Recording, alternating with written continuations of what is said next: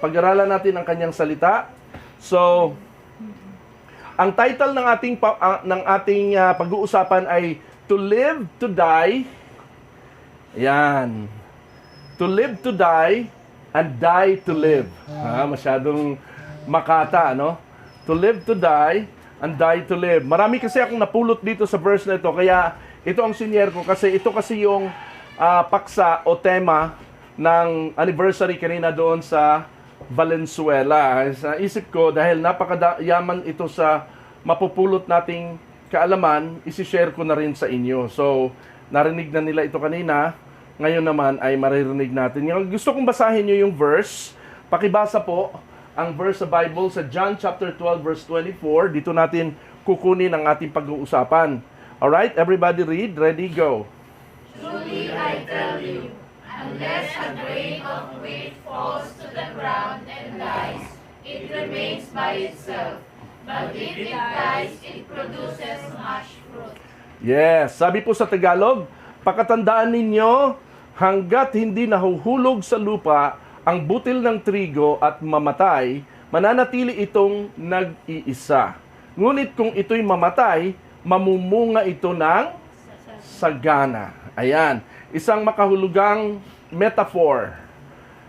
Talinghaga ang talatang ito na may mahalagang itinuro sa ating buhay Kristiyano si Jesus. Pero maging ang mga disipulong kausap ni Jesus during this time, nang binigyan niya ng verse na ito, ay hindi rin naintindihan ang tinutukoy ng kanilang Panginoon. Kung anong ibig sabihin, masyadong matalinhaga ito. Ano nga ba ang kahulugan ng mga salitang ito ni Jesus at anong implikasyon nito sa atin, anong application at implikasyon nito sa atin na mga nasa modernong panahon. Take note, sinabi ito ni Jesus 2,000 years na ang nakararaan. That was very old. No, masyado ng lumang-luma ito. Pero anong implikasyon at application nito sa ating buhay? So, alam natin na pag may sinabi si Jesus, may sinabi si Lord nung unang panahon, hindi naluluma ang kanyang salita. Dahil sinabi ni Lord, heaven and earth will pass away. Pag sinabing pass away, anong ibig sabihin? Pwedeng Maglaho, maghimbula, mawala ang heaven and earth, ha? But my words will not pass away. Tandaan natin. So, hindi maluluma ang salita ng Panginoon. Kaya mapapansin mo, of all the books in the world written, the only book na hindi naluluma ang mga katuruan ay ang salita ng Panginoon ng Biblia. Amen ba? Okay? So, kaya natin ito pinag-aaralan kasi ang mga katotohanang tinuturo sa Biblia ay tagos hanggang sa kabilang buhay. Hanggang sa paglipas natin dito. Lahat ng books na babasahin natin, pag-aaralan natin, lahat ng palabas sa TV na mapapanood natin, hanggang dito lang yan. Pero ang libro na salita ng Diyos, ang Biblia, tagos yan hanggang sa kabilang buhay, tatawid yan. Ngayon, tandaan ninyo, hanggat hindi nahuhulog sa lupa, ibig sabihin, hindi na ibabaon sa lupa ang butil ng trigo at mamatay, mananatili itong nag-iisa, ngunit kung ito'y mamatay, mamumunga ito ng sagana. So, pag-aralan natin yan. Let us pray muna. Let's simulan natin sa maikling panalangin. Aming Diyos, Ama, nagpapasalamat kami sa pagkakataong ito na muli kami iyong tuturuan. Ipahayag mo sa bawat taingang nakikinig ng iyong salita ang mga katotohanang nakapaloob sa aming topic. Sa pangalan ni Jesus, ito aming panalangin. Amen. So una, para mas maintindihan natin, kailangan nyo muna sundan ang kwento sa likod ng mga pangyayari bago sinabi ni Jesus ang mga katagang ito. Okay? Ang tawag dyan ay contextual interpretation of the Bible. Hindi yung may binasa ka, tapos bigla ka na lang, ganito palagay ko dyan, ganito ibig sabihin yan. Hindi ganon. Palagay mo yon, no? Pero, kukunin mo yung verse sa kanyang context. Pag sinabing context, you read before that verse. Ano ba yung mga verses from John chapter 11?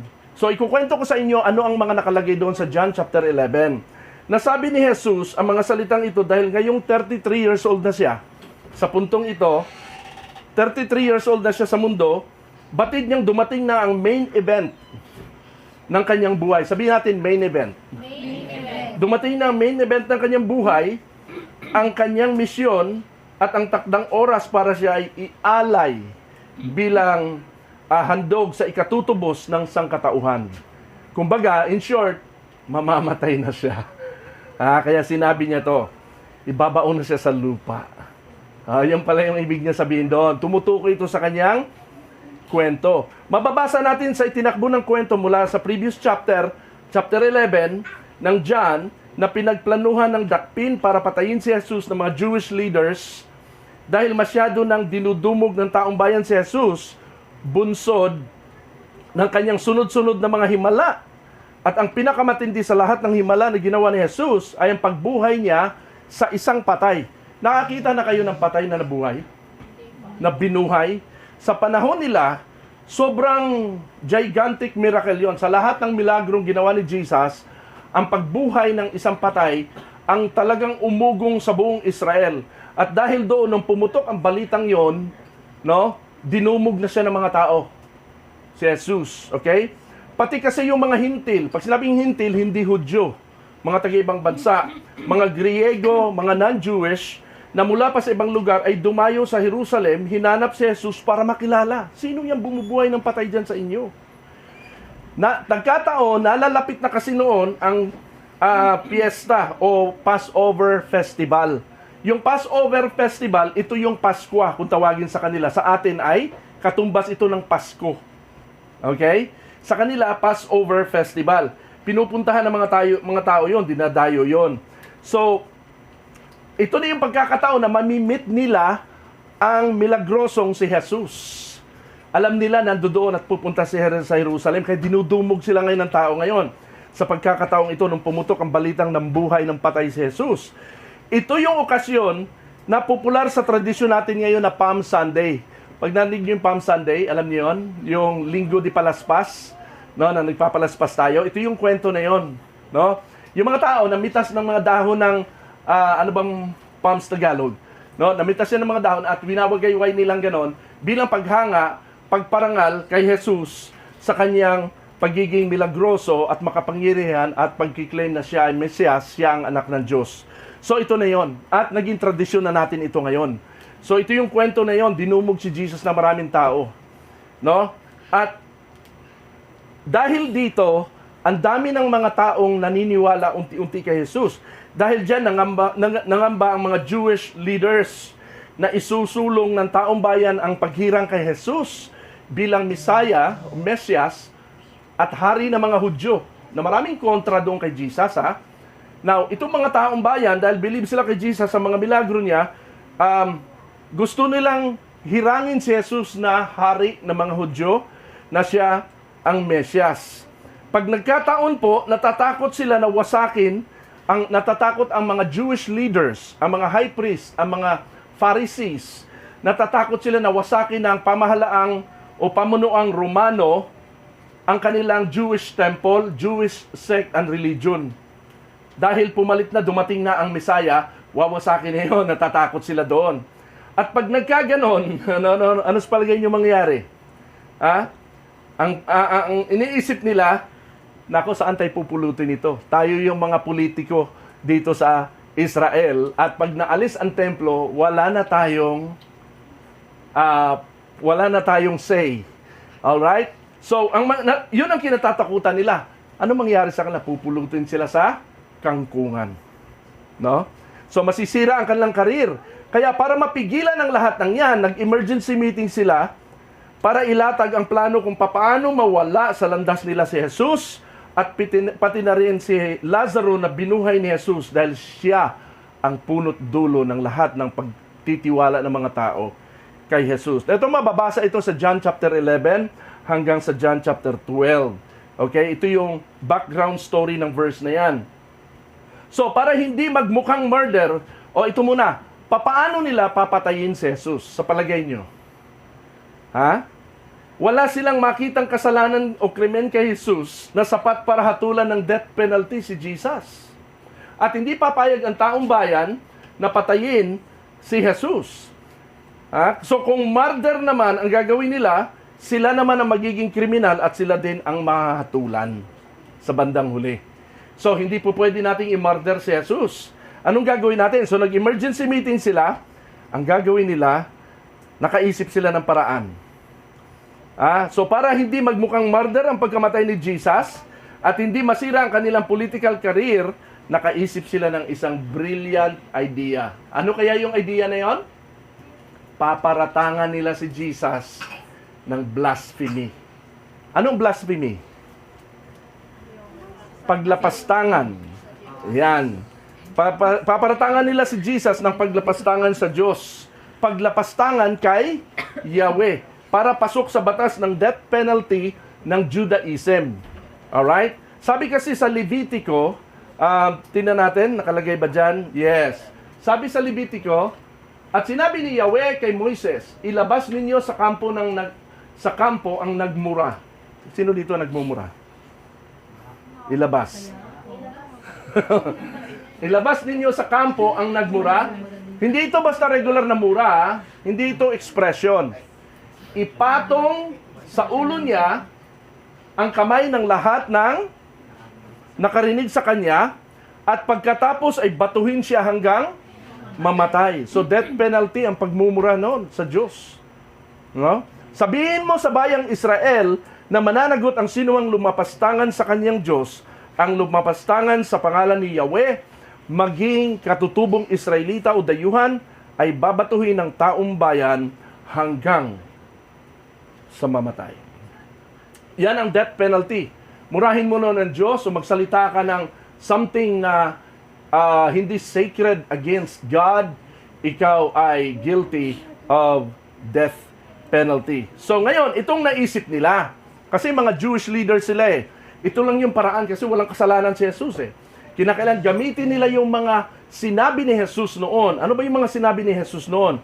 At ginawa nila itong akusasyon sa korte ng Sanhedrin noong pagkakataong yon. Number 1, there were 5 occasions Jesus was accused of blasphemy. 5 yon, ano? Una, nang sabihin niya sa isang paralitikong kanyang pinagaling na pinapatawad na siya sa kanyang mga kasalanan. Andiyan ang mga verses, ano? Makikita mo nung unang panahon, bawal magsabi ng patawad, pinapatawad na kita sa iyong kasalanan. Sino ka, Diyos ka, para magpatawad ka ng kasalanan? Hindi uso sa kanila yon. Ha? Tingnan nyo si Jesus lang ang nagturo niyan. Sa Old Testament, hindi tinuturo ni Yahweh yan na magpatawad kayo sa inyong mga kasalanan. Now, so, ang alam nila, mas Diyos ka lang kapag ka nagpapatawad ka ng kasalanan. Diyos ka ba para magpatawad ka ng kasalanan? O okay na yan, pinagaling mo siya. Naintindihan natin, milagroso ka. Pero yung magpatawad ka ng kasalanan, hindi ka naman Diyos at tao lang. Tandaan natin, marami mga tao noon na hindi naniniwalang Diyos si Jesus.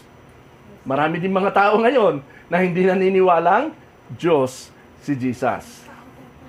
Okay, tinan mo yung katabi mo, baka siya. Hindi kaya. Pangalawa. Okay, pakibasa. Kayo naman bumasa sa pangalawa. Ready, go. Dahil siya ay tao, pinapalagay niyang siya ay Diyos, pagkasabing ako at ang Ama ay isa. Oh, sinabi ni Jesus yan sa Juan 10:30 hanggang 33. Ako at ang Ama ay iisa. O sinasabi niya, nagbibigay siya ng impresyon sa mga tao na ako ay Diyos. Ha? Alright, pangatlo. Pakibasa, number 3. For indirectly saying that God was his Father, making himself equal to God. Ayan, quote unquote. Yan mismo ang nakasabi doon. So, makikita mo na si Jesus, kiniklaim niya na siya ay Diyos. At dahil dito, siya ay ini-execute ng mga Jewish religious leaders. Next, for indirectly calling himself the I am. Ang I am na pangalan sa Old Testament, si Yahweh lang ito. Nung tinanong ni Moises, anong sasabihin ko sa mga paraon at sa mga Israelita kung sino nagsugo sa akin na ilabas ang mga Israel dito sa Egypt at dadalhin sa wilderness? Anong sasabihin kong pangalan ng Diyos? Sabi ni Yahweh, sabihin mo sa kanila, ang nag-utos sa iyo ay si I am. Ako si I am. Now, ang I am na tinutukoy dito, ito ay nickname ni Yahweh. Tapos sinasabi ni Jesus na siya si I am. Blasphemy yun. Ha? Parang kumbaga si Lloyd, no? Biglang dumating sa lugar natin, nananahimik tayo, biglang dumating dito at nagpapakilala siya kung sino siya. At ang pakilala ni Lloyd sa atin ay siya ang Diyos. Naku, anong gagawin? Maniniwala kayo kay Lloyd? Ha? Maniniwala kayo kay Lloyd? Sipain kita dyan eh. Diyos ka, tao ka lang. Diba? Ganon ang attitude nila kay Jesus. Tao ka lang. Anak ka lang ng karpintero ah. Paano ka naging Diyos? Paano mo? Blasphemy nga talaga. Tama? May basihan yung kanilang akusasyon kay Jesus eh. May logic eh. Okay? Making sense naman sila. So, yan. And then, panghuli, pakibasa, ready, go. Before Sanhedrin. at the judicial body, Jesus responded that He is the Christ, the Son of God. Kita mo? Noong si Jesus Christ ay nililitis na siya, tinanong siya ngayon, ikaw ba ang Kristo? Are you the Messiah? Sumagot siya ng, sinabi mo na nga, ako nga. No? Inamin niya lahat ng ito. So ngayon, sumigaw ngayon yung mga high priest. O wala na tayong pag-uusapan. Ayan na, dinig nyo na. Sinabi nyo na. Sinabi niya na. Alright? Kaya ang taong ito ay kinakailangan mapatay, kinakailangan mamatay. And then, umuulat ng mga tao. Ayun na. Kaya si Jesus Christ na-execute. Hindi dahil gumawa siya ng masama, kundi dahil naparatangan siya. Nasusundan natin? Ang kwento. Ito yung background ng kwento ng verse na yan, ha? Alright. So sa trial, lumalabas na may basihan ang kaso nila laban kay Jesus. Ginamitan galang nila ito ng maling interpretasyon, siyempre para magmukhang masama si Jesus at mawala ang paniniwala ng mga tao sa Kanya, at para mismong ang taong bayan na ang magkaisang hatulan siya ng kamatayan. Genius idea, di ba? Ang naisip ng mga Jewish leaders. Even so today, there are many of those who claim to be Christians. Yet they say Jesus is no God. They say they are Christians, but they say Jesus is no God at all. Tao lang daw si Jesus sa kanila. So alam nyo, those who reject Jesus as God, they are not true Christians by this biblical narrative. Itong kwentong ito, itong ating pinag-uusapan na ito, nasa panig sila ng mga unbelievers who executed Jesus for blasphemy, for claiming that He is God. Yung mga hindi naniniwalang Diyos si Jesus. At kung nagkataon lang siguro na nandoon sila sa panahong ito na sinasakdal si Lord, sasama din sila sa people power ng mga Hudyo para makisigaw, crucify Him, crucify Him. Ipako yan sa krus. Nasusundan natin? Now, bakit crucifixion? Tanong, bakit crucifixion and death penalty? Meron kayong idea? Okay, ang Jewish law, death by stoning. Ang Roman law, death by crucifixion. Pareho itong capital punishment sa pinakamabibigat na kasalanan. Bakit crucifixion? Si Jesus ay hindi Romano. Ang kasalanan ginawa ni Jesus ay hindi kasalanan sa emperador ng Rome. Kasalanan sa batas ni Moises. Nasusundan natin? Nagkasala sa konstitusyon ni Moises si Jesus ayon sa mga Hudyo. Pero bakit ang parusang binigay sa kanya ay parusa ng mga Romano? Ito yung kwento doon. So, ang tanong doon, bakit crucifixion naman ang paraan ng death penalty sa kanya? Bakit hindi death by stoning ayon sa kalakaran ng mga Hudyo? Technically, mali nga po yun eh. Yung pagkakapako kay Jesus Christ sa krus, maling aksyon yon ng mga Hudyo at Romano. Dapat death by stoning yon, which is one of the 4 capital punishments in Judaism. Kasi ang kasong inihain nila ay laban sa batas ni Moises at hindi sa batas ng Rome. Kaya labas ang Romano ang mga Romano sa kasong ito. Sa mga Romano, hindi death penalty ang punishment sa blasphemy. Dito ba sa atin, pag may nagmura o ng bastos, naglapastangan ng tao, death penalty ba kagad? Hindi. Sa mga Romano, hindi din. Sa mga Hudyo lang. Pero sa mga Romano, hindi. So, una, maliit lang na kaso ang blasphemy sa kanila, sa mga Romano. Ikalawa, blasphemy against Yahweh. Sino ba si Yahweh? Pagano ang Rome? Hindi sila naniniwala kay Yahweh. Ba't nagbibigyan ng... murahin nyo na murahin yan siya. Wala kaming pakialam. Di naman namin siya Diyos eh. Naintindihan nyo yon? Bakit death by crucifixion ang kinalabasan ni Jesus? Andyan ang kwento. So, kung pagano ang Rome, so wala talaga silang pake sa problema ng mga Hudyo kay Jesus. Ang kaso ni Jesus Christ ay hindi dapat pinakikialaman ng mga Romano. Papaanong nangyaring ganon? Kasi ipinilit nila. Iginiit nila na sa korte ng mga Romano dinggin ang kaso dahil sa sobrang galit nila, gusto nilang mapahirapan ng gusto si Jesus bago mamatay. Mas brutal kasi at nakakahiya ang mga parusa ng Rome. Sampal, suntok, dura, paglalatigo. Alam niyo yung paglalatigo sa kanila? Di ba ginagawa natin dito yon pagka may mahal na araw, may nilalatigo na sarili nila. Simbolo yon ang ginawa sa kanya. Okay, ang latigo noon, meron niyang marami mga pisi doon sa dulo ng latigo. Tapos yung pinakadulo ay merong hook. Alam mo, may bakal na kalawit na gano'n. Para pag naihampas sa'yo, kakalmutin yung likod mo, no? Kada hampas. At alam niyo kung ano yung batas. Ang batas ng Roma ganito. 40 na hampas ang tatanggapin mo kapag nagkasala ka. 40 na palo. So, kada isa, ang daming kakalmot sa'yo, sugat. Tas-tas ang likod mo nun. Puro dugo yon. Ganun kasakit. Wala kasing ganon sa mga Hudyo. Gusto nilang pahirapan si Jesus sa sobrang galit nila. So, mas brutal siya. Ano pa? Paghuhubad. Yung larawan ng taong, kamukha niya, nakapako si Jesus Christ sa krus, may saplot pa siya. Sa kanila, walang saplot yon. Pagpapahiya kasi, ang purpose, isa sa mga purposes ng pagpapako sa krus. At ang pagpapako sa krus, ayon sa archaeology, sa study ng mga lumang mga kasaysayan, pinapako ng mga Romano ang mga taong paparusahan na ng crucifixion sa gitna ng mapubliko, mataong lugar na mataas ang lugar. Para makita ng lahat ng tao ang kahihiyan niya at hindi siya pamamarisan. Ganong katindi po yun. Na walang ganyan sa Jewish law. Ilalabas sa bakuran ng Jerusalem ang taong yun at doon sa isang lugar na sila lang, no, papatayin yon ng pagbabato. Hindi kamukha ito na ipapahiya ka sa publiko.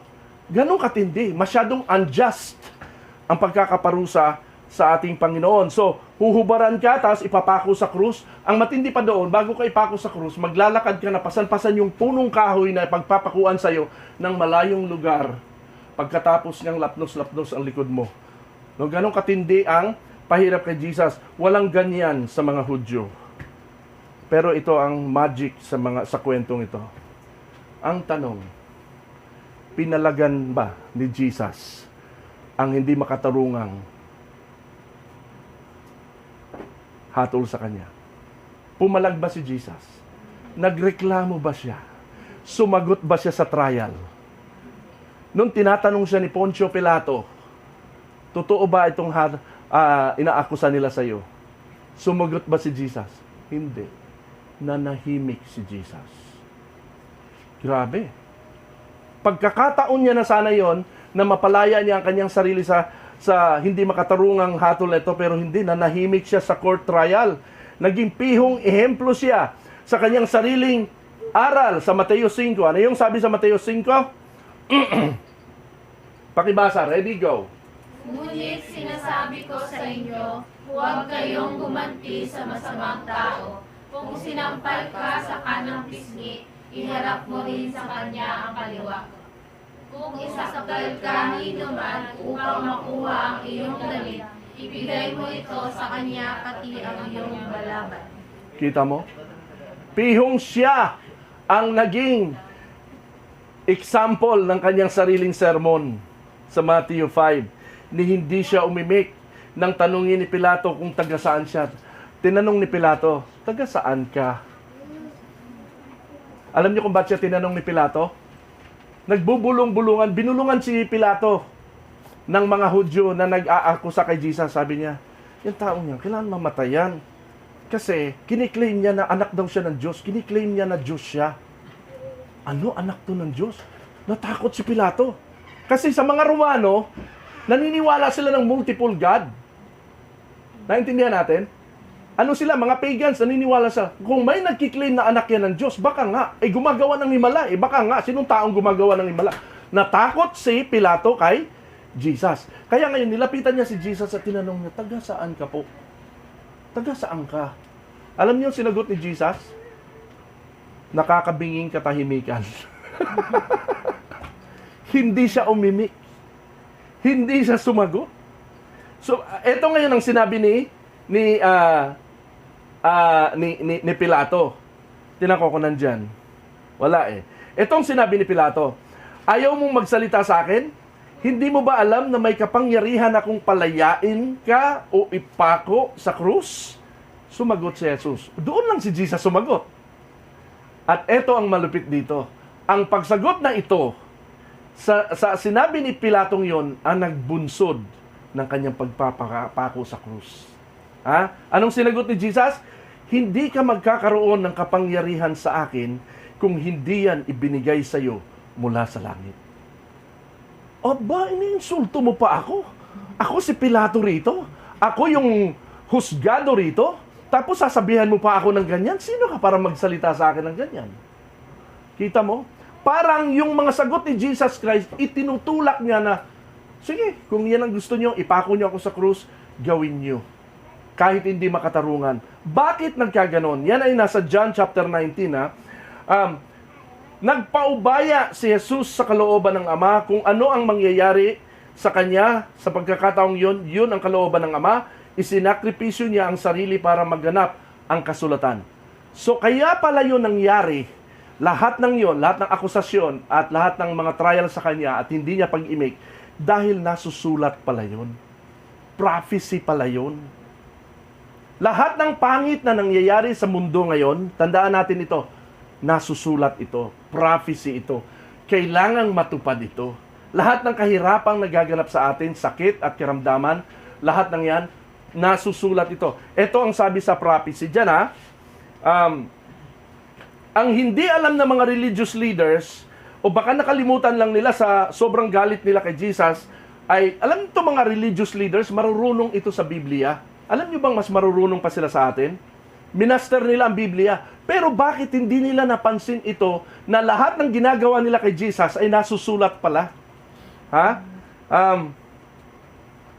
Yung ginagawa nila na sa Mesias, na pahihirapan nilang ganong ka-unjust, ang unconstitutional, ang execution, nakalagay yan sa Isaiah chapter 53. Tingnan natin yung Isaiah chapter 53, verse 2 to 12 now. Kung kayo'y may Bible, gusto kong subaybayan nyo ako, hindi ko sinulat dito, babasahin ko lang sa inyo ng mabilis, ha? Isaiah chapter 53, verse 2 to 12. Sige po, kung kayo may mga Bible, sundan nyo po ako, para nang sa ganun, makita nyo po ang nakalagay sa Bible na, ito'y Tagalog, ang Bible nyo dyan ay English, ano? Kung meron kayong app, Magandang Balita Biblia, okay, si Jen, may app ka ba, Jen? Okay lang. Alright, so English yan. Okay lang. Ito, Tagalog ito. Okay. Pakihanap yung Isaiah 53. Ma, ito. Isaiah 53.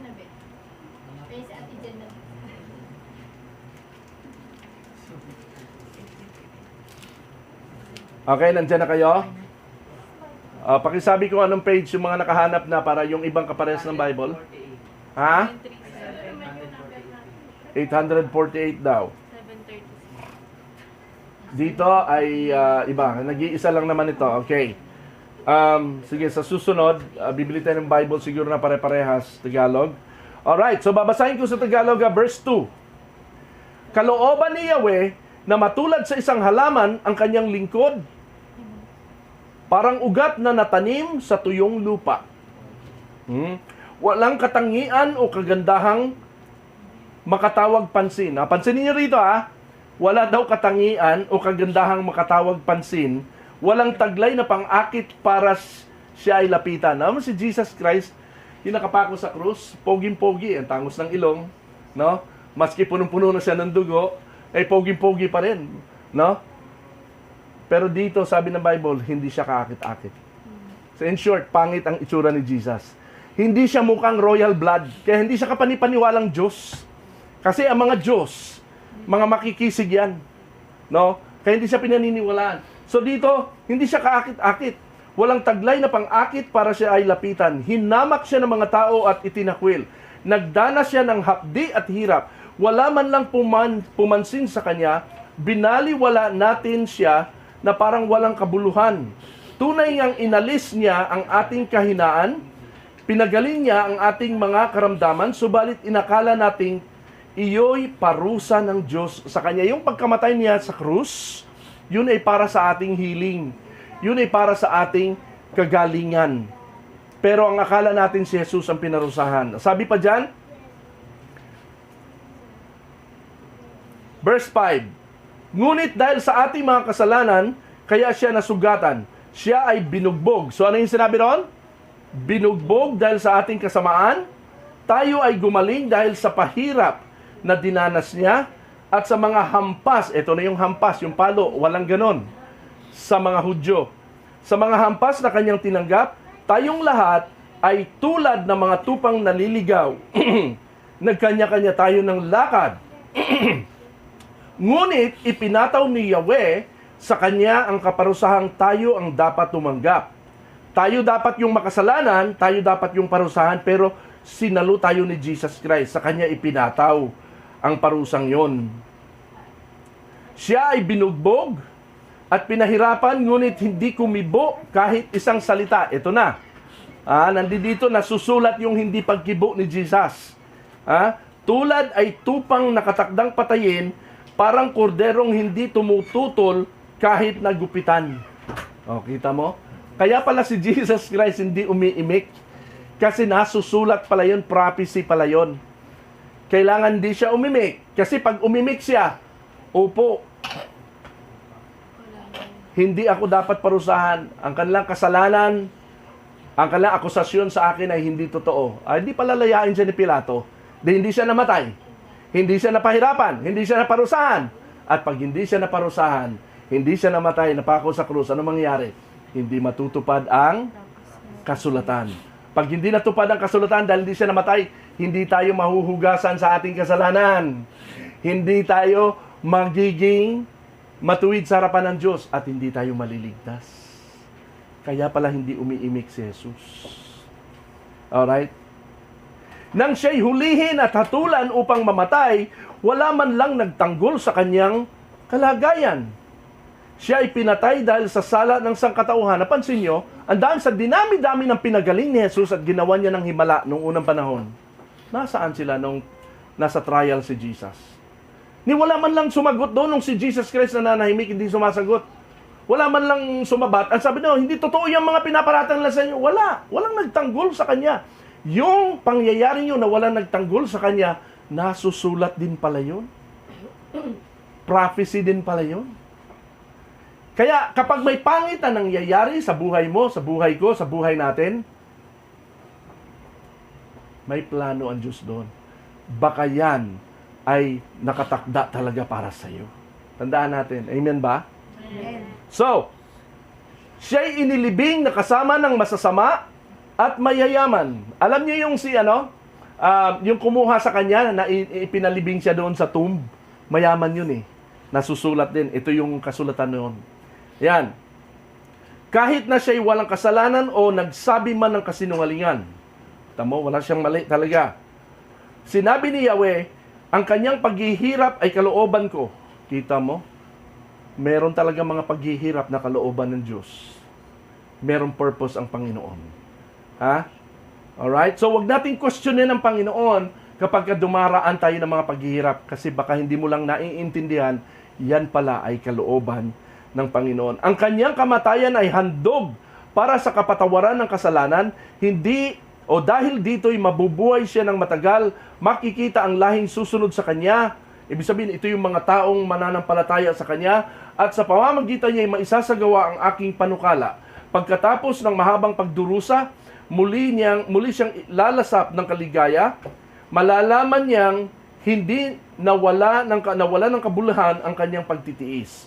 Ang tapat kong lingkod na lubos kong kinalulugdan ang siyang tatanggap ng parusa ng marami. So si Jesus ang tumanggap ng parusang dapat para sa atin. Dahil tayo yung nagkasala, ipinataw sa kanya yung kaparusang yun, yung mga paghihirap na yun.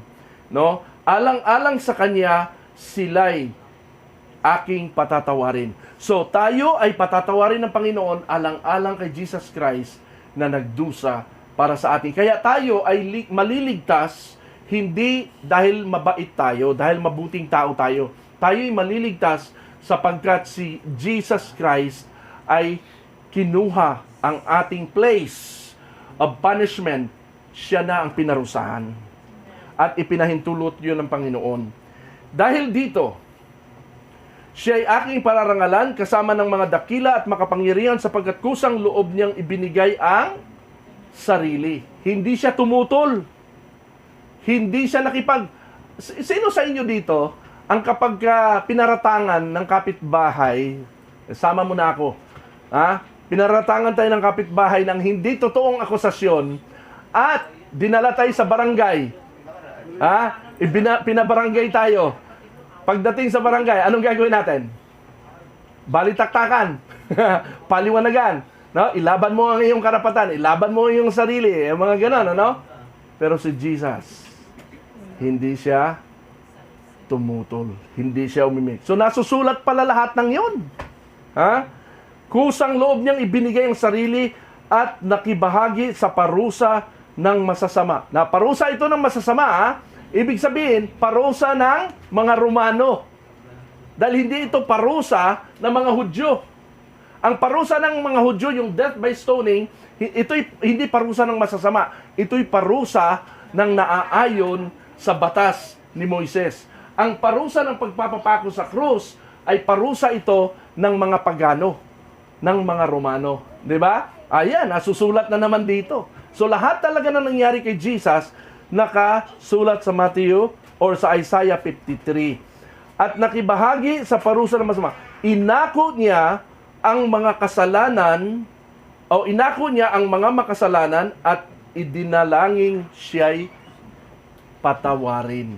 Kalain mo si Jesus Christ na nakapako sa krus, nakuha pa niyang sabihin, Father, forgive them, for they do not know what they are doing.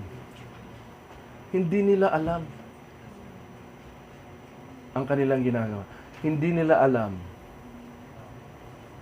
So lahat ng ginawa ni Jesus Christ nasusulat sa lumang tipan. Kung hindi tinupad ni Jesus Christ ang kasulatan sa pangyayaring yun, wala tayo dito. Wala tayong kaligtasan. We will all go to hell. Because sabi ng Biblia, lahat, Isaiah 64:6, lahat ng mga mabubuting gawa natin ay kasing dumilang ng maruruming basahan sa harapan ng Diyos. Kahit gaano ka kabait, gaano ka kabuting tao, ang iyong kabutihan, ang iyong katuwiran ay basahan lang yan sa mata ng Diyos. Ang tanging nakaka-please lang, mabango lang para sa Diyos na tanggapin niya ay ang ginawa ni Jesus sa krus na pagtubos para sa iyo. Kaya kung di mo kikilalanin si Jesus, sasabihin mong hindi siya anak ng Diyos, hindi siya ang Mesias, no? Kung hindi mo kikilalanin si Jesus, wala kang kapatawaran sa iyong kasalanan. Kahit gaano ka karelihiyoso, kahit gaano ka kabait, kailangan mo tanggapin si Kristo sa buhay mo. Nasusundan natin yon? Okay, yan yon. So dahil dyan, alam niyang dumating na ang oras na yon, kaya niya nasabi ang verse na ito. Ano yung verse na ulit na yon? Pakibasa ulit yung verse natin. Ready, go. Truly I tell you, unless a grain of wheat falls to the ground and dies, it remains by itself. But if it dies, it produces much fruit. So yan ang historical aspect of the verse. Ngayong alam nyo na ang punot dulo ng sinapit ni Jesus. Tingnan naman natin ngayon ang spiritual aspect, ang mensahe ni Lord sa mga sinabi niya. Meron tatlong bagay tayong i-consider dito, ha. There are three things to consider in this verse. Ang mga sinabi ni Jesus dito ay parehong natural and spiritual truth. Di magpuproduce ng bunga ang isang butil hanggat di nababaon sa lupa at namamatay. Meaning, in order to live, you have to die. Nasusundan natin? Ayan o. Grain of wheat, ground of death, saka ka lang magkakaroon ng fruits. Di ba? Nakita na kayo ng palay? O, palay. Bin natin, palay, bigas. O, palay, hindi pa nagiging bigas. May ipa pa, may balot pa. Subukan nyo ilagay lang yan sa mesa dyan. Iwanan nyo ng ilang taon. Ang tanong, tutubo ba yan dyan? Hindi. Kailangan siyang maibaon sa lupa, kailangan siyang mamatay, at saka lang sisibol ang bagong buhay. Ang mensahe dito, hanggat hindi ka namamatay, hindi ka magkakaroon ng bunga. Nasusundan natin? Hanggat hindi namamatay yung palay, yung binhi, hindi yun magbubunga ng maraming palay, marami pang binhi. Yun yung mensahe. Kailangan ang sikreto, kailangan mamatay. Kumbaga sa mga Kristiyano, hanggat hindi ka namamatay sa dati mong buhay, sa lumang makasalanan mong buhay, lumalakad ka pa rin, nabubuhay ka pa rin sa dati mong gawi, sa makasalanan mong buhay, at hindi ka namamatay doon, hindi ka magbabagong buhay. Kahit gaanong pagsisikap mo. Kaya mga tao, pagdating na New Year's resolution, mag-New Year's resolution ako, hindi na ako mag-iinom, hindi na ako mag-yoyosi, hindi na ako magaganito, hindi na, lilista ko na lahat yan, hindi na talaga. Okay? Ano mangyayari? Babalik at babalik ka rin. Nasusundan natin, hindi mo kayang baguhin ng sarili mo. Sabihin mo sa iyong katabi, hindi mo kayang baguhin ng sarili mo.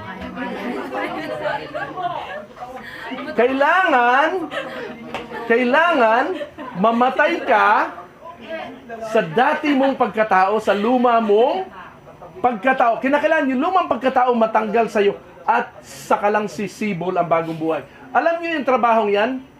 Alam niyo kung kaninong trabaho yan? Di yan trabaho ng palay. Trabaho yan ng Diyos na gumawa ng palay na ganun talaga ang natural phenomenon. Nasusundan natin? Ganun din ang ating salvation. We cannot change ourselves. Pinanganak na tayong ganito, mamamatay na tayong ganito. Kung tayo ay bad, mamamatay na tayong bad. The only time na magbabago ang isang tao kapag siya ay namatay sa dati niya at magkakaroon siya ng bagong buhay, bagong bunga sa kanyang sarili. So yan, ano? Ito po ay isang metaphor. So, meron tatlong meaning yung verse na yon. Okay, number 1, pakibasa, ready? Go. Death and resurrection of Christ produces salvation for many people. Pangalawa, Death and regeneration of the believer produces a new life. pangatlo, Death and relationship with Jesus produces a fruitful Christian life. yes, ito yung tatlong kahulugan ng verses na to.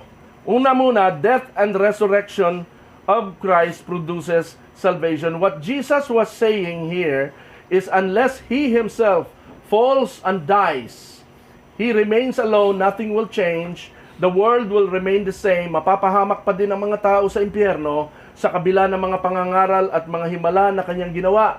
Hindi pa din maliligtas ang mga tao hanggat hindi siya mismo ang namamatay bilang alay. Hanggat di siya nababaon sa lupa. No? Kailangang mamatay ang Mesiyas para ang lahat ng sasampalataya sa kanya mamamatay din spiritually ang kanilang lumang pagkatao. At pagkabuhay ni Jesus muli, doon sumibol ang bagong buhay ni Jesus, yung glorified body, ganun din ang lahat ng susunod sa kanya, magkakaroon ng bagong buhay. Kaya nga, death and regeneration. Pag sinabi regeneration, ito yung born again. Nag-regenerate ka. Okay?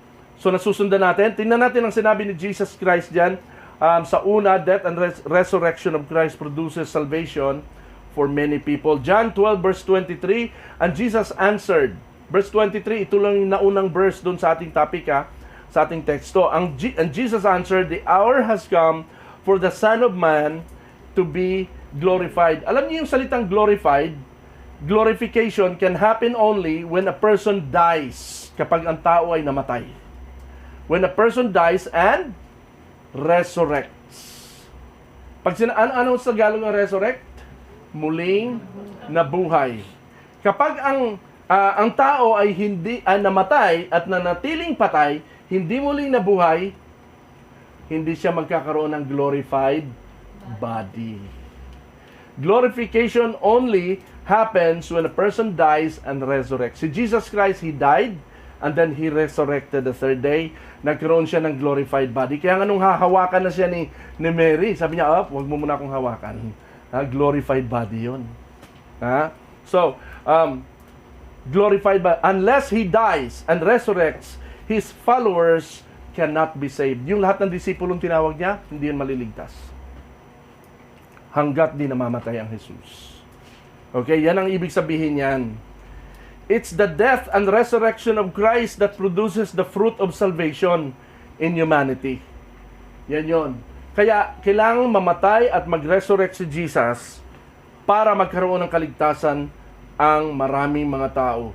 Hindi ang birthday ni Jesus ang makapagliligtas sa tao.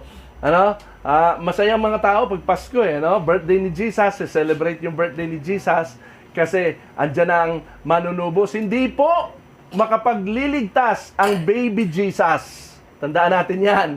Ang baby Jesus ay inosente at walang nagawa, walang magagawa dahil siya ay baby. Pero masyado nating sineselebrate, wala namang inutos ang Biblia na i-celebrate natin ang pagkapanganak ni Jesus. Ang nakapagliligtas ay ang kanyang kamatayan at muling pagkabuhay. 33 years old na siya noon. That was the time nung sinabi niya ang verse na ito. So, hindi ang birthday ni Jesus, hindi ang mga milagro ni Lord tayo naligtas, hindi sa mga pagpapala tayo naligtas. Naligtas tayo sapagkat namatay siya bilang sakripisyong alay sa kapatawaran ng ating mga kasalanan. Kung di nangyari yon, ang lahat ng yon, na pinagkaisahan siya, kung walang kumontra sa kanya, kung agad nilang tinangkilik si Jesus bilang Mesiyas, kung hinirang siya ng mga high priest bilang King of the Jews, kung minahal at pinagsilbihan siya agad ng Israel, di sinsanay, hindi siya naduraan, hindi siya nasapak, hindi siya nalatigo, naglakad ng pagkahaba-haba pasan ang malaking kahoy na pagpapakuan sa kanya. Kung hindi nangyari lahat ng yon, wala tayong kaligtasan kahit gaano pa kabuti ang ating kalooban. Nasusundan natin itong turo na to. Ito ang katuruan ng Biblia. So dahil ang isang butil ng palay ay nailibing sa lupa, namatay at muling nabuhay bilang isang bagong palay, doon lang ito nagkabunga ng mas maraming butil na aanihin ng mga taong nagugutom sa espiritual para mabuhay. Kumbaga, ito yung nung si Jesus Christ namatay, nailibing at muling nabuhay, saka lang tayo nagkaroon ng pag-asa sa kaligtasan. Ligtas tayo not because of our doing, but because of what Jesus did. Sabi sa Romans chapter 5 verse 8. Pakibasa ng sabay-sabay. Ready? Go. Ngunit pinatunayan ng Diyos ang kanyang pag-ibig sa atin na mamatay si Kristo para sa atin noong tayo'y makasalanan pa. Yaman sa pamamagitan ng kanyang dugo, tayo ngayon ay nawawalang sala. Lalong tiyak na maliligtas tayo sa buot ng Diyos. Dati tayo mga kaaway ng Diyos, ngunit tinanggap na niya tayo bilang mga kaibigan sa pamamagitan ng pagkamatay ng kanyang anak. At dahil dito, tiyak na maliligtas tayo sapagkat si Kristo ay buhay. At hindi lamang yan, tayo ay nagagalak dahil sa ginawa ng Diyos sa pamamagitan ng ating Panginoong Hesukristo, sapagkat dahil sa Kanya ay tinanggap tayo bilang mga kaibigan ng Diyos. Kita mo, dahil kay Kristo, nagkaroon ng friendship tayo sa Diyos. We were enemies of God. Anong ginagawa ng isang kaaway sa kanyang kapwa kaaway? Anong ginagawa? kapag kakaaway mo yung tao? Pakakainin mo, patutulugin mo sa bahay mo, panonoorin mo ng mga palabas sa TV, Netflix. Magkaaway tayo ha. Gusto ko mapanood na panoorin mo tong Netflix na pinanood ko. Magkaaway tayo ha. Mayroon ako niluto para sa. Meron bang ganon? Hindi. Pag magkaaway kayo, ha? Okay, pag magkaaway, ang Diyos hindi naman plastic. Pagkaaway tayo ng Diyos, wala tayong pag-asa sa kanyang kaharian. But because of what Christ did at the cross, nagkaroon tayo ng friendship with God. Alam niyo ba yung friendship with God? Alam niyo bang may nagagawa ang friendship na minsan hindi rin nagagawa ng magkakapatid? Ng tunay, magkapatid sa dugo. Halimbawa, meron kang kaibigan sa City Hall at meron kang kailangan lakarin. Meron kang kadikit doon. Ano mangyayari? Mabilis makuha yung mga papeles mo kasi may kaibigan ka sa loob.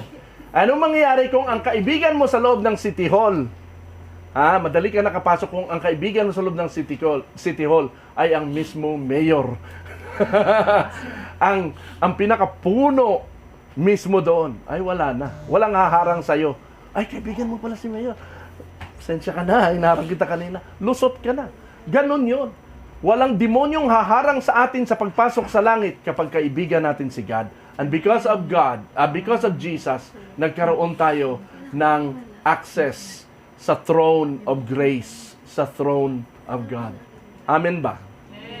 Yan yung sinasabi diyan. Sabi dito sa sumunod na verse, sa Kanya lamang matatagpuan ang kaligtasan sapagkat walang ibang pangalan sa buong daigdig. Sabihin natin, walang ibang pangalan sa buong daigdig. Walang ibang pangalan sa buong daigdig. Na ibinigay ng Diyos sa mga tao upang tayo ay maligtas. Whoever call upon the name of the Lord shall be saved. Kaninong pangalan? Hindi pangalan ni Buddha. Hindi pangalan ni Muhammad. Hindi pangalan ni Mama Mary.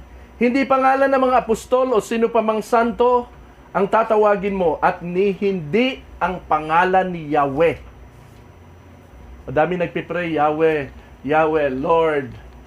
Kay Yahweh tayo tumatawag. Saan mo mababasa sa New Testament na inutos ni Jesus that when we pray in the name of Yahweh? Jesus never mentioned the name of His Father Yahweh. Lagi niya lang sinasabing, ang aking Ama. Hindi na binanggit yung pangalan ni Yahweh. Sobrang banal kasi yun eh. Magkamali ka ng banggit nung unang panahon noon, mahatulang ka na ng blasphemy. Kaya nga nagkaroon ng maraming pangalan. Tinuro ko na to sa inyo, di ba? Adonai, nagkaroon ng Lord, nagkaroon ng God. Maiwasan lang yung salitang Yahweh. Si Jesus Christ, hindi rin yung ginamit. Ginamit lang yung salita ay Ama, Father. Ang sabi ng verse, kapag daw tayo ay tumawag sa Panginoon, tatawag tayo sa pangalan ni Jesus. Sa pangalan lamang ni Jesus, tayo tatawag. Ang pangalan ni Jesus lamang ang ibinigay sa silong ng langit upang tayo ay maligtas. Jesus, in Greek, Yeshua. Okay? Pakibasa ang 2 Corinthians 5:21. Ready? Go. God made Him who had no sin to be sin for us, so that in Him we might become the righteousness of God. Kita mo, in Him we might become the righteousness of God. Yung pagiging righteous ng Diyos, tayo ang righteousness ng Diyos.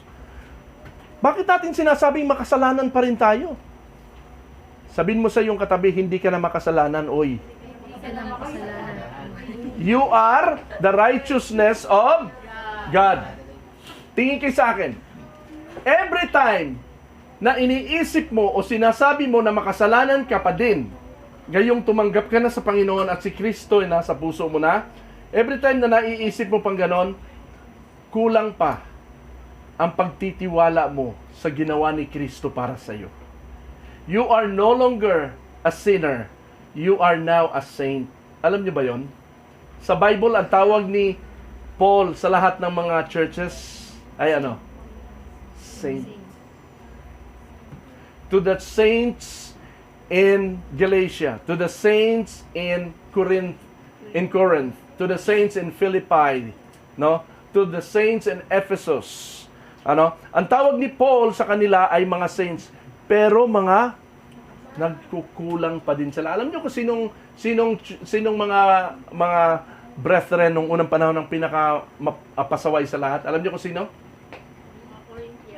Mga Corinthians.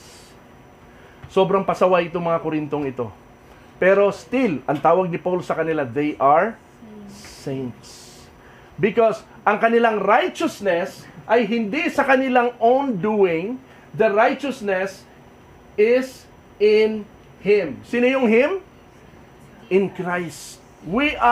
Ang ating righteousness ay imputed. Everybody say the word imputed righteousness. Yung inilagay ang ating pagiging matuwid sa harapan ng Diyos, inilagay ni Kristo sa atin so that sa tingin ng Diyos ay okay na tayo para maging friend of God tayo. Nasusundan natin? Yun.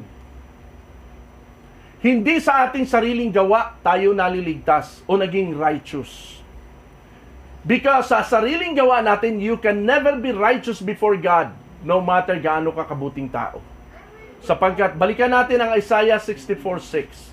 Ang lahat ng ating mabubuting gawa ay parang maruming basahan lang sa harapan ng Diyos. So, yan yung una. Tumutukoy yung mensahe sa verse na to ay death and resurrection of Christ produces salvation for many people. Punta tayo sa pangalawa. Pakibasa. Death. Regeneration of believers produces a new life. Ang regeneration daw, ang pagkamatay at ang regeneration ng believers magpuproduce ng bagong buhay. Hindi ka magbabagong buhay by your own doing. No? Kapag ikaw'y namatay at muli kang sumibol bilang bagong palay, doon lang lalabas ang bagong buhay at doon lilitaw ang pagbabago mo. Regeneration means what? Regeneration means rebirth, born again, changed person, new life. Yan ang ibig sabihin yan. Sa spiritual, para magkaroon ng bagong buhay, kailangan mamatay. Mawala muna yung lumang buhay, hanggat di namamatay yung luma, di sisibol ang bago. Alam niyo yung metamorphosis? Sino nang nakarinig ng katuruan ng metamorphosis? Narinig nyo? Sino sa atin ng first time? The word metamorphosis is, ito ay natural phenomenon na yung egg, yung buto na yon, yung egg na yon, magiging larva, magiging caterpillar, at katagal-tagalan yung caterpillar mag-change into pupa, at yung pupa mag-change ito into adult butterfly. Yung pagbabagong ito, na prosesong ito, ganito ang nangyayari sa bagong believer na born again. Unti-unting nababago ang kanyang buhay na hindi siya ang gumagawa. Ito ay creation and design of God. Ang pagbabago ng isang taong makasalanan, ang pagbabago ng kanyang pag-iisip at pagkatao at buhay ay kagagawa ng Diyos. At ito'y imputed righteousness sa iyo when Jesus Christ comes to your heart. Nasusundan natin? Si Pablo, mamamatay tao. Siya ang number one, public enemy number one ng mga Kristiyano. Pinangingilagan ang pangalan pa niya dati, Saul. Lahat ng may mababalitaan merong Kristiyano na nagtuturo ng Biblia, hinahanap niya para patayin. Wala siyang pag-asang magbago. Pero nung siya ay hinarang ni Jesus, binulag siya, di ba? At inaralan siya ni Jesus.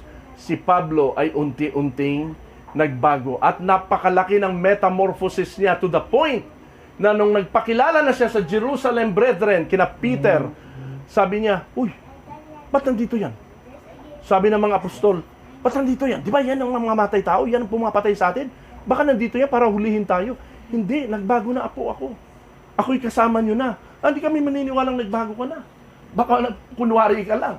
Yan ang akala ni na Pedro. Nagkaroon ng complete metamorphosis ang pagkatao ni Pablo nung siya ay hinarang ni Kristo at binago ni Kristo. Sinong bumago kay Pablo? Si Kristo. Lahat ng mga adik, lahat ng mga rapist, lahat ng mamamatay tao, lahat ng taong masasama ay hindi yan magbabago kung wala si Kristo. Nasusundan natin yun.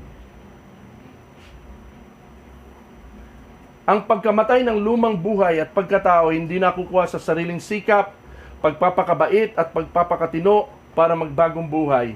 Hanggat ikaw ay nabubuhay sa lumang ikaw, babalik at babalik ka rin sa tunay na ikaw.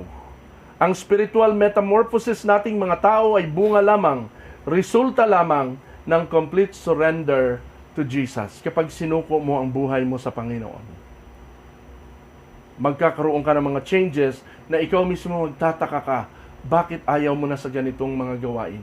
Bakit iba na ang outlook mo sa buhay? Ba't iba na ang priorities mo? Ba't iba na ang gusto mo? Ba't iba na ang choices mo? Nakukuha niyo yun? Unti-unti yan hanggang maging mature believer ka. Now, ganun din yon sa plant metamorphosis. Pag sinabi metamorphosis, complete change. Okay? So, mula sa buto, hanggat hindi namamatay ang butong yan, hindi sisibol ang halaman sa kanya at magkakaroon ng suhay at bunga. Si Jesus Christ, tingnan niyo siya. Magtataka kayo kay Jesus, bakit ang tagal niyang namatay? Naisip niyo ba yon? Ba't kaya si Jesus, ang tagal niyang namatay, nakapako siya sa krus ng ilang oras? Ang tagal niya na doon, nilatigo siya, sinapak siya, pinasa niya pa yung punong kahoy na napakalaki, at sobrang hirap na siya. Pero nung siya nakabayubay na sa krus, hindi pa rin siya nalalagutan ng hininga. Nagtataka kayo? Kahit po ang mga medical practitioners, anong klase daw anong tawag dito? Resistensya si Jesus, na bakit ang tagal niyang namatay at hindi siya namamatay-matay agad. Alam nyo kung ano yun? Prophecy na naman yun fulfilled. Tingnan nyo bilang example, si Jesus, nung napako na sa krus, ang tagal pa niya namatay, di siya mamamatay-matay. Sa sobrang pagod at hirap niya. Kailan lang siya namatay? Tanungin ko kayo. Kung alam nyo, kailan siya namatay? Kailan siya nalagutan ng hininga? Ano na? Parang pinagpatiwala niya na yung Yes. Lucas, tingnan natin kung nandyan. Ayan. Sa Lucas 23, pakibasa. Ready, go. Jesus called out with a loud voice, Father, into your hands I commit my spirit. When he had said this, he breathed his last. Kita mo? Saka lang siya nalagutan at tuluyang namatay nung ikinumit niya na ang kanyang Spirit. sarili sa Diyos. Yan ay larawan na hanggat hindi ka nagkukumit sa Panginoon, hindi mo ikinukumit ang sarili mo sa Diyos, hindi ka mamamatay sa lumang pagkatao mo. Hindi ka magbabago.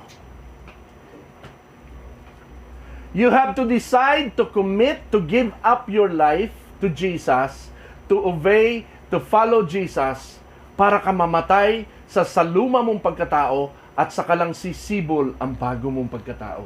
Yun yung regeneration. Nasusundan nyo? Ito, matagal ko itong tanong. Pati marami akong mga articles, may mga nabasa akong articles na nagsasabi, bakit si Jesus daw ang tagal namatay? Anong klaseng resistensya meron siya para hindi siya mamatay-matay? Pero sa isang pagkukumit lang niya, Father, into your hands I commit my spirit. Patay agad siya. Okay? Fulfillment yan ng Old Testament prophecy na hindi kinuha ang buhay sa kanya. Kusa niya itong ibinigay. Ganon din yan. Hindi ka pipilitin ng Lord. No? Kusa mong ikukumit ang buhay mo sa Panginoon kung gusto mong sumunod sa Panginoon. Amen ba?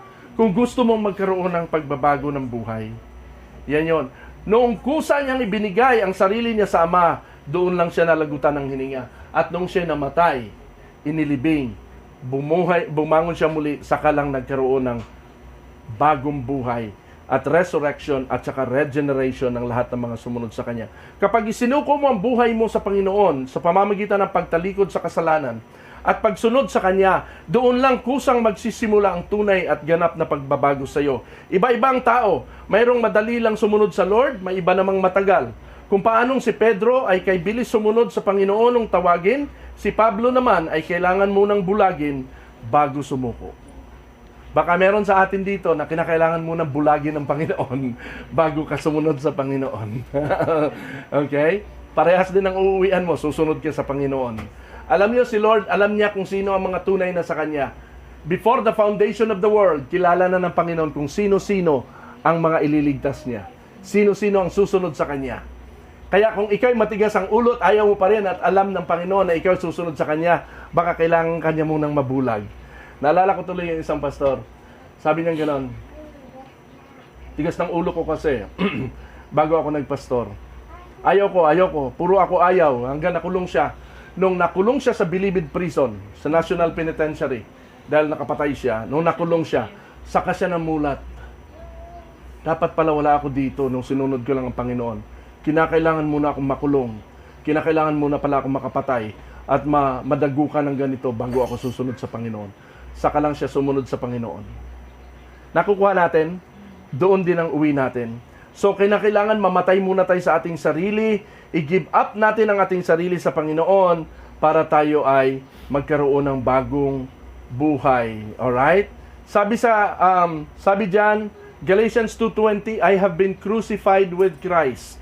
It is no longer I who live, but Christ who lives in me.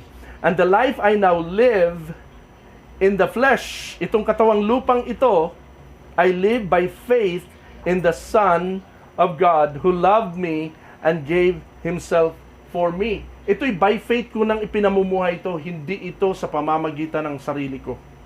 Alright? So, yan, ano? Ano pang verse natin dito? Alright. So, yan yung pangalawa. Death and regeneration of the believer produces a new life. Pakibasa ang Tagalog na sinulat ko dyan. Ready, go.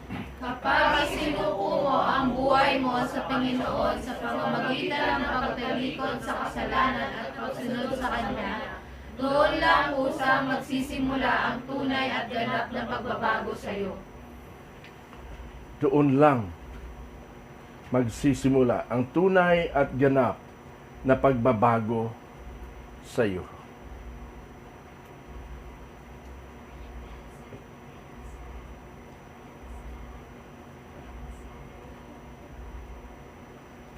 So ganap lang na pagsisisi, pagtalikod sa kasalanan at pagyakap kay Jesus ang susi ng tunay na pagbabagong buhay. So yan yung pangalawa. Galatians 5:24, at ipinako na sa krus ng mga nakipag-isa kay Kristo, Jesus ang kanilang laman at ang masasamang hilig nito. Kapag sinasabi mong si Kristo ay tinanggap mo na, yung mga masamang hilig mo sa laman ay ipinako mo ng kasama ni Kristo. Kaya nga sabi, I am crucified with Christ. The life I now live is no longer I, but Christ who lives in me. Amen ba? Amen. So punta tayo dito sa susunod. 2 Corinthians 5:17, very popular verse. Therefore, if anyone is in Christ, he is a new creation. The old has passed away. Everybody say passed away. Passed away. Anong ibig sabihin ng passed away?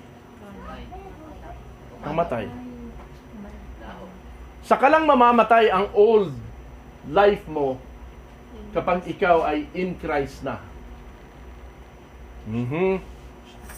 Yung crucified with Christ. The oldest passed away, and see, the new has come. Kita mo yung new life na yun? Ganda, no?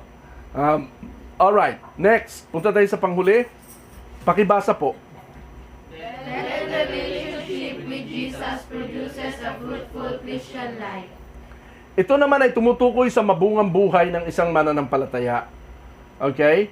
Sabi dito sa John 15:8, when you produce much fruit, you are my disciples or my true disciples. Yung palang mga hindi nagbubunga, hindi yung true disciples. Tanungin ko kayo dito. Sa marunong sa mga halaman, plantito, plantita. Simple lang naman to. Anong ginagawa? Anong gagawin nyo kung ang halaman na inaasahan yung mamunga hindi nagbubunga?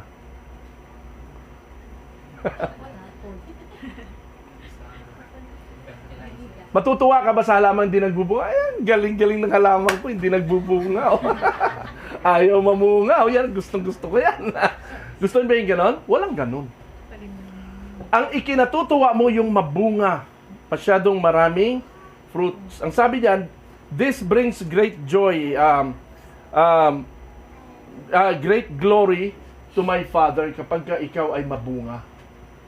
When you produce much fruit. Now, sino ba yung nagpo-produce ng maraming fruit? Hindi ba yung, kailan magpo-produce ng maraming fruit yung butil? Ang isang butil ng palay, kapag namatay, tutubo yung suhay noon. At yung bawat isa noon, ang daming mga butil yon. Tama? Ito yun. Ito yun. Alright. Tingnan nyo ito. Nakakuha ako ng punong mangga. Nakita na kayo ng ganyang mangga? Hitik sa bunga. Ha? Ayan, ang hahaba, oh. Ayan yung match fruit talaga. Ha? Now, ang isang puno na ganyan, nagsimula lang yan sa isang buto. Baka ano na yun, parang may ano na halo na. Okay, pakibasa ito, pakibasa. John 15:4, ready, go. Remain in me, as I also remain in you. No branch can bear fruit by itself. It must remain in the vine. Neither can it bear fruit unless you remain in me. Yes. Kinakailangan manatili ka sa Panginoon para magbunga ka ng madami. Okay. There are three kinds of spiritual fruit. The fruit of the Spirit, the fruit of the Word, the fruit of your faith. Okay? The fruit of the Spirit, alam na natin yan. Okay? Love, joy, peace, patience, kindness, generosity, faithfulness, gentleness, and self-control. Yan ang sabi sa Galatians 5. Ito yung bunga ng Espiritu. Ito yung mga katangian natin bilang mga Kristiyanong nagbubunga. Okay? Kapag ikaw ay namatay na sa dati mong pagkatao at ikaw ay na kay Kristo na, mapapansin yan ng ibang tao. Makikita sa iyo ang mga bunga na yan. Alright? Mapapansin yan. Unti-unting makikita. Pangalawa, the fruit of the Word. Pakibasa, ready, go. We ask God to give you complete knowledge of His will and to give you spiritual wisdom and understanding. That the way you live, you will always honor and please the Lord. Yung the way you live that will always honor and please the Lord, resulta ito na meron kang complete knowledge of God's will, meron kang spiritual wisdom, meron kang understanding. Kapag ka complete knowledge lang ng will ng Lord, alam nyo na, madaling makuha yan sa pag-aaral ng Bible, kaka-attend ng church. At kapag marami ka nang alam sa Bible, anong kasunod? Anong kasunod? Yayabang ka. Kaya kailangan mo ng spiritual wisdom. Kailangan mahaluan yung knowledge mo ng spiritual wisdom. Ang spiritual wisdom, kahit kukunti ang alam mo, pero guided ka ng Spirit, ng Holy Spirit, magkakaroon ka ng wisdom sa knowledge mo. Okay? And then, understanding. Yung understanding, maturity yan ng Christian life. Nasusundan natin? Maturity. Ako, nung ako ay 10 years old, ang pag-iisip ko, ang understanding ko, hindi kamukha ng understanding ko nung ako'y 30. Nasusundan natin? At ang understanding ko nung ako'y 30, ay hindi kamukha ng understanding ko ngayon na ako'y 57 na. Nasusundan natin? Over time, hanggang tumatagal ka bilang isang Kristiyano, lumalalim, lumalawak ang understanding mo, sa knowledge mo sa will of God, as a spiritual wisdom, and then lahat ng ito magli-lead you into the way you live that will honor and please the Lord. Kaya kinakailangan na nag-church ka. Kinakailangan din na nag-Bible study ka.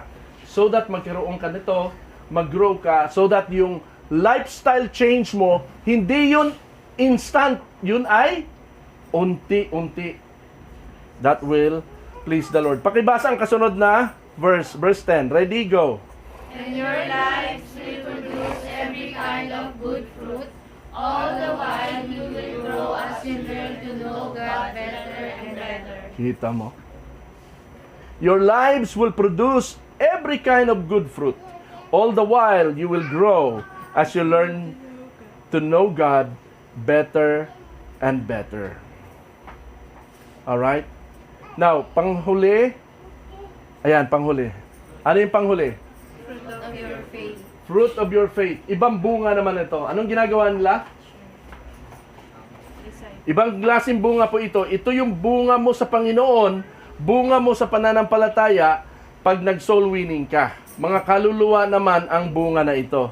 Alright, pakibasa. Ready, go.